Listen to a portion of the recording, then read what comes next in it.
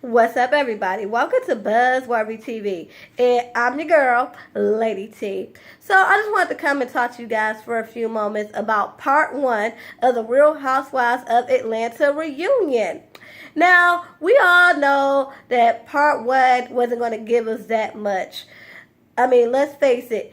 This is just an intro to all the drama that's coming, okay? But it was a couple things I did want to talk about.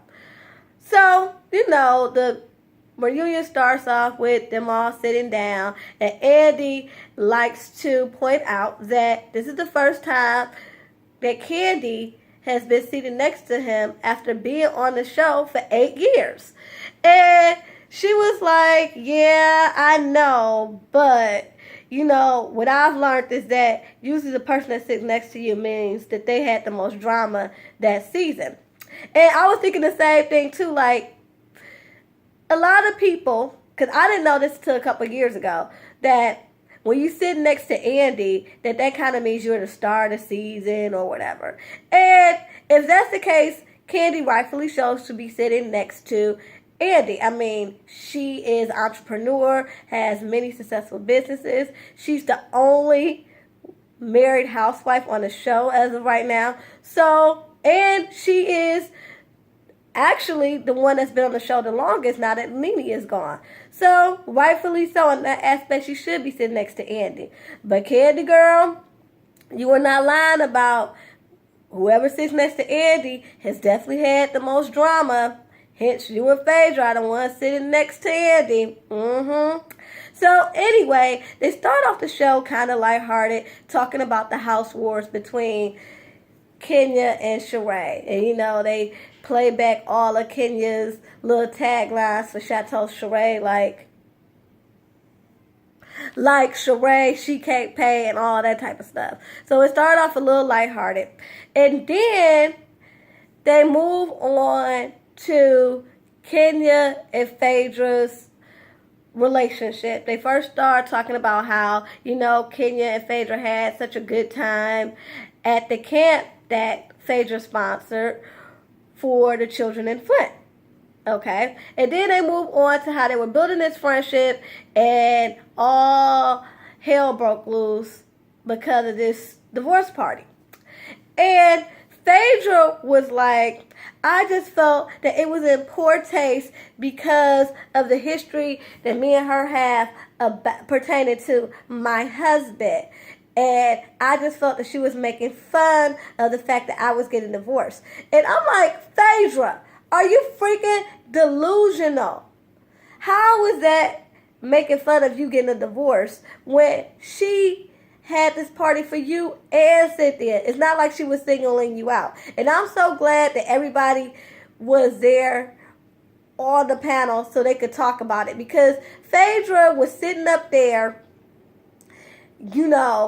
acting like she was going to be sick, and then sending Portia shady text messages, and didn't think that was going to detour her and Kenya's friendship. Like, she even said it. She said, well, I don't have any beef with her. I just thought it was trifling. And I don't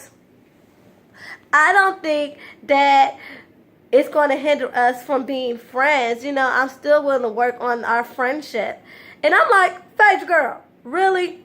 Really? You really think that all the stuff that you said behind her back to Portia, you really think that she's going to be willing to be friends with you? Like she said, every time she thinks that y'all have moved forward, you do some stuff like this, talking behind her back. And this is the same thing that Candy was talking about.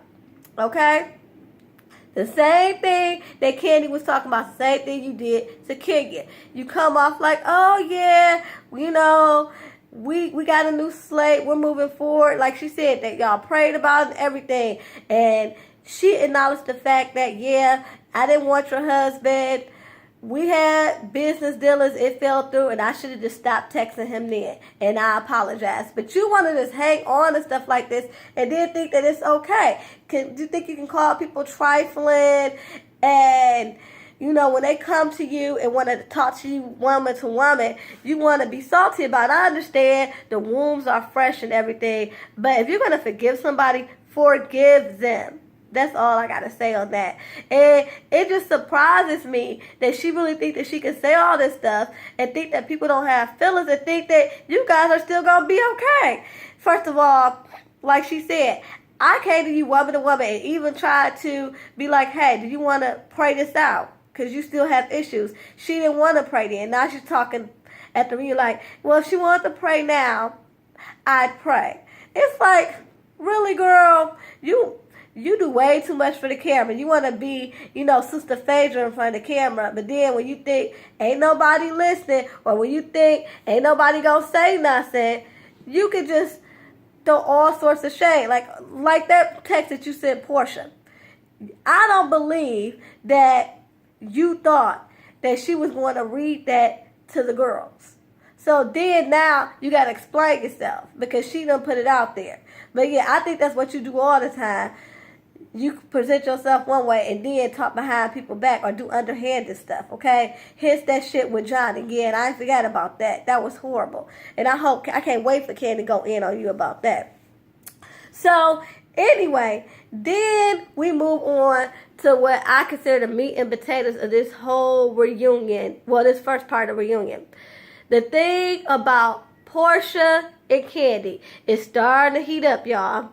Okay, so they go to talk about how Kenya was basically baiting Portia about this whole anger management thing. They said Kenya was trying to provoke Portia because,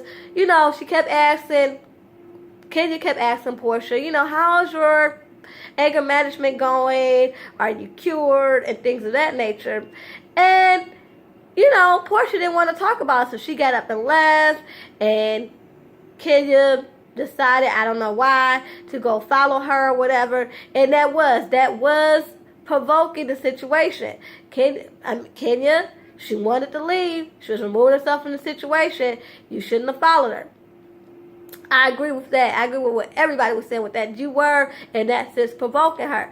But like Kandi said, and she pointed out to Phaedra, if you would have just said, hey, Kenya got the assumption that you were going to talk about you going to anger management from me, then the whole conversation between Portia and Kenya would have ended totally different. And even Portia had to tell Kandi, yeah, you're right. It would have went totally different. So when she acknowledges that, Kandi goes on to be like, okay, so when you saw that on TV, when you saw that she had blatantly lied to Kenya, and that's where Kenya had got that assumption from, why didn't you call her out on it? She says that she did. She called her, she spoke to her in private, and Phaedra apologized, and they forgiven each other. Me personally, I do not, I have nothing against Portia wanting to forgive her friend.